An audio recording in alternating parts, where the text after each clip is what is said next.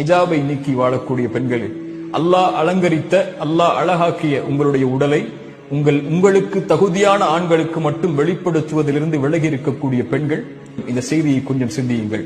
அப்துல்லா இப்னு Abbas ரலியல்லாஹு அன்ஹு அவர்கள் சொன்னார்கள், தன் தோழரை பார்த்து, சொர்க்கத்தின் பெண்ணை உனக்கு அறிவிக்கவா என்று. அவர்கள் ஒரு பெண் கடந்து சென்றார்கள். சொன்னார்கள், இந்த பெண் அல்லாஹ்வுடைய தூதருடைய சபையில் ஒரு முறை வந்தார்கள். வந்து சொன்னார்கள், யா ரசூலல்லாஹ், எனக்கு நோய் வலிப்பு இருக்கிறது. நோய் வலிப்பு ஏற்பட்டால் என் ஆடைகள் விலகிக் கொள்கிறது மக்களுக்கு முன்னால். எனக்காக அல்லாஹ்விடத்திலே துஆ செய்யுங்கள்.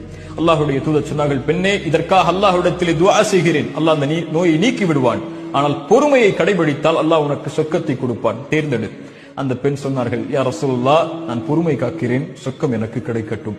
ஆனால் அல்லாஹ்வுடைய தூதரே, நான் மக்கள் மத்தியில் இருக்கும்போது வலிப்பு நோய் ஏற்பட்டால் என் ஆடை விலகிக் கொள்கிறது, நான் என்ன செய்வது? அதனால் மக்கள் என்னுடைய அங்கங்களை பார்க்கக்கூடிய சூழல் ஏற்படுகிறது.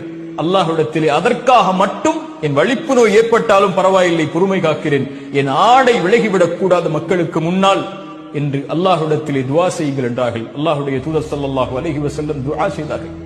சுப்ஹானல்லாஹ், அல்லாஹ்வுடைய தூதர் அந்த பெண்ணை சொர்க்கத்தின் பெண் என்று நபித்தோழர்களுக்கு அறிமுகப்படுத்தினார்கள். அல்லாஹு அக்பர்.